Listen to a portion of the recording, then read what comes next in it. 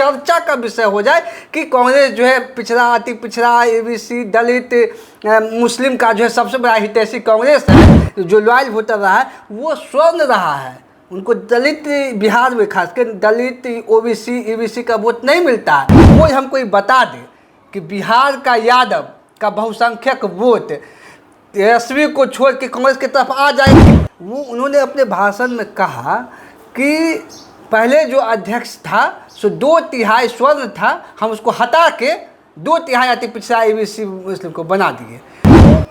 चाह रहे हैं कि बिहार की जनता को और देश की जनता को स्पष्ट संदेश देना चाह रहे थे कि कांग्रेस अब बदल चुकी है। हालांकि लालू यादव, तेजस्वी ये निश्चिंत होंगे कि अभी इस चुनाव में कम से कम बहुत ज़्यादा असर नहीं पड़ने वाला है, लेकिन उनके अंदर बेचैनी होगी कि हमारे मेरे वोट बैंक पर तो नहीं गिरे, क्योंकि अल्पसंख्यक वोट बैंक पर दावा कांग्रेस भी करती है, आरजेडी भी करती है। राजनीतिक रूप से स्वर्ण हाशिए पर है और ओबीसी का ही राजनीति है। नमस्कार, मैं प्रशांत। देखिए, राहुल गांधी बिहार दौरे पर आए थे और जब बिहार दौरे पर आए तो 2025 के विधानसभा चुनाव में क्या कुछ जातीय समीकरण होगा उनकी पार्टी का यानी कि कांग्रेस का, इसको लेकर उनके भाषण में कुछ न कुछ इशारे जो है वो नजर आए। राहुल गांधी ने जिक्र किया संगठन के अंदर जो बदलाव हुए, नई नियुक्तियां जो है इसका भी उन्होंने जिक्र किया और जिक्र करते हुए बता दिया किस प्रकार से जो जातीय समीकरण है कांग्रेस का वो बिहार में इस बार काम करने वाला है। इस मुद्दे पर हमारे साथ बातचीत करने के लिए राजनीतिक विश्लेषक अमित सिंह जी हैं। कैसे देखते हैं जो भाषण था राहुल गांधी का, जिस प्रकार से वो अगले पिछड़े की बात कर रहे थे, क्या लगता है किस समीकरण को लेकर वो आगे बढ़ रहे हैं? देखिए, वो समीकरण स्पष्ट है कि वो चाह रहे हैं कि बिहार की जनता को और देश की जनता को स्पष्ट संदेश देना चाह रहे थे कि कांग्रेस अब बदल चुकी है। पिछले 1.5 साल से यही संदेश वो दे रहे हैं, कांग्रेस अब बदल चुकी है। कांग्रेस का जो पहले का था विचारधारा जो था, अगर 2 साल पहले, 2-2.5-3 साल पहले तक का अगर आप देखें तो कांग्रेस का विचारधारा था कि सभी को लेके चलना है।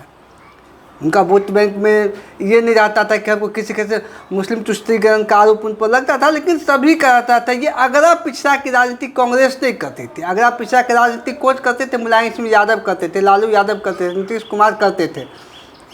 जो समाजवादी नेता थे वो अगरा पिछड़ा की राजनीति करते थे। कांग्रेस अगरा पिछड़ा की राजनीति नहीं करती थी। कांग्रेस जो है सबको साथ लेकर चलने वाली बात करती थी। लेकिन पिछले 1-1.5-2 साल में उन्होंने ये स्थापित करने का प्रयास किया है कि हम जो है पिछड़ों के हितैषी है। चुनावी मजबूरी हो कि रणनीति में ऐसा वो कर रहा है और वो हितैषी हैं, इस बात को उनको साबित भी करना है। इसके लिए वो उनको बार बार इस चीज़ को दोहरा रहे हैं।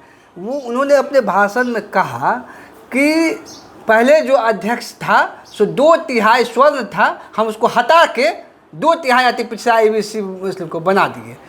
तो ये बना दिए बहुत बड़ी बात नहीं थी, अच्छी बात है कि बना दिए, आप सब उनको ये दे रहे, बढ़ा रहे हैं आगे। लेकिन इस बात को खुले मंच से बोलना ये इस बात का संकेत है कि वो स्पष्टता के साथ लोगों में ज़्यादा से ज़्यादा मीडिया में बने रहना चाहते हैं, लोगों में चर्चा का विषय हो जाए कि कांग्रेस जो है पिछड़ा, अति पिछड़ा, एबीसी, दलित, मुस्लिम का जो है सबसे बड़ा हितैषी कांग्रेस है। ये मीडिया में चर्चा बने, कम से कम चर्चा हो, इसके लिए उन्होंने ये प्रयास कर रहे हैं। क्योंकि बोलने से उनका नुकसान भी तो है। क्योंकि बिहार में जो उनका सबसे लॉयल वोटर रहा है, बिहार में 2-4% वोट जो अगर 2010 के चुनाव में अगर देखेंगे तो उनको जो वोट अकेले चुनाव लड़ी थी, जो वोट आया था, जो लॉयल वोटर रहा है वो स्वर्ण रहा है।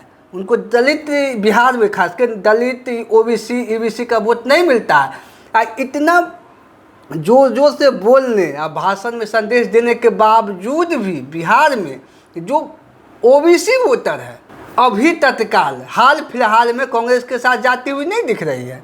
क्योंकि यहाँ का ओबीसी वोटर का एक वर्ग नीतीश जी के साथ रहेगा, लव कुश नीतीश जी के साथ रहेंगे, जो बड़ा वर्ग है। यादव जो है सो तेजस्वी के साथ है। कोई हमको ये बता दे कि बिहार का यादव का बहुसंख्यक वोट तेजस्वी को छोड़ के कांग्रेस की तरफ आ जाएगा, कितना भी बड़ा हितैषी अगर ये साबित हो ही नहीं सकता बिहार की राजनीति। बिहार का लव कुश नीतीश जी को छोड़ के कांग्रेस के पास आ जाएगी, कितना बड़ा भी हिताएंगे तो बिहार में कम से कम जो ओबीसी वोटर है, पिछड़ा वोटर है, वो नहीं। हाँ, दलित वोट में कुछ सेंध लगा सकते हैं, क्योंकि दलित वोट का जो एक वर्ग है इनका वाला राजेश राम जी के जाति वाला, वो वोट में से कुछ वोट आ सकते हैं, क्योंकि वो वोट अलग अलग दलों को मिलता रहा है, बढ़ता रहा है, तो वो उसमें से कुछ वोट इनके पास आ सकता है।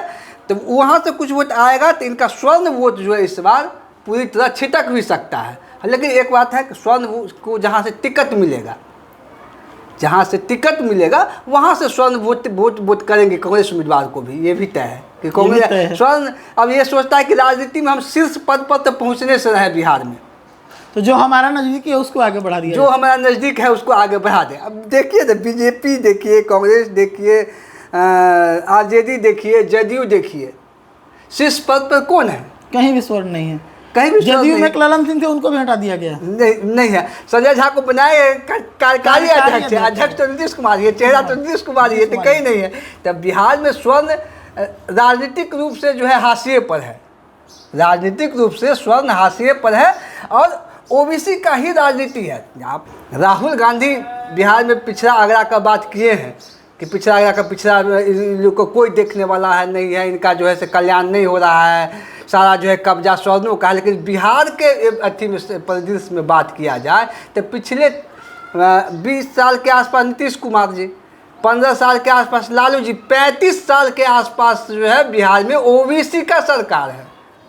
अब ऐसे में अगर बिहार में अगर राहुल गांधी कहते हैं कि ओबीसी का नहीं कुछ यहाँ पे हो रहा है, उसका कोई कल्याण नहीं हो रहा है, तो मतलब ये ओबीसी के नेता जो बड़े बड़े हुए, जो बिहार का सत्ता 35 साल तक संभाल रहे हैं, मतलब कुछ नहीं किया ओबीसी के लिए, तो एक गलती तो वो उन ओबीसी नेताओं का है। इसमें स्वर्णों का कहाँ गलती? स्वर्ण तो राज ही नहीं कर रहा है बिहार में, तो स्वर्ण पर इतना नाराज होने से उनको क्या फायदा मिलेगा, हमको समझ में नहीं आ रहा है। तो वही कहीं वो ऐसा करना चाह रहे हैं कि जिस प्रकार से तेजस्वी यादव पिछले चुनाव के दरमियान बोल गए थे कि बाबू साहब के छाती पर मूंग दलेंगे, ये वाला था। अब कुछ ऐसा ही राहुल गांधी भी तो नहीं करने के फिराक में है कि गोलबंद हो जाए, फॉरवर्ड के खिलाफ पूरा बैकवर्ड।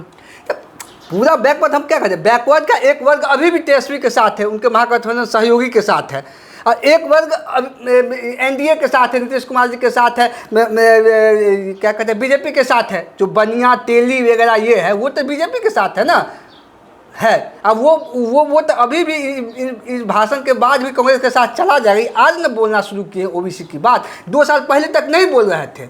आप देख लीजिए, आप जाकर रिकॉर्ड चेक कर लीजिए कि 2 साल पहले तक कांग्रेस इस तरह से नहीं बात करती थी, तो आज बोलना शुरू किए हैं। तो इनके बाद का असर लगने में हो सकता है कि 5 साल लग जाए, 10 साल लग सकता है। इनका बात अगर लगातार बोलते रहेंगे, इस मुद्दे को नहीं छोड़ेंगे, तब लग जाए कि हाँ लोग को विश्वास होने रहे कि नहीं कांग्रेस अब जो है मुद्दा से अब हम लोग के ये में बात कर रही है। लेकिन अभी तत्काल जो उनके लिए लगातार बात कर रहा है, जिनके साथ वो है, उनको लगातार एकाएक नहीं छोड़ेगा।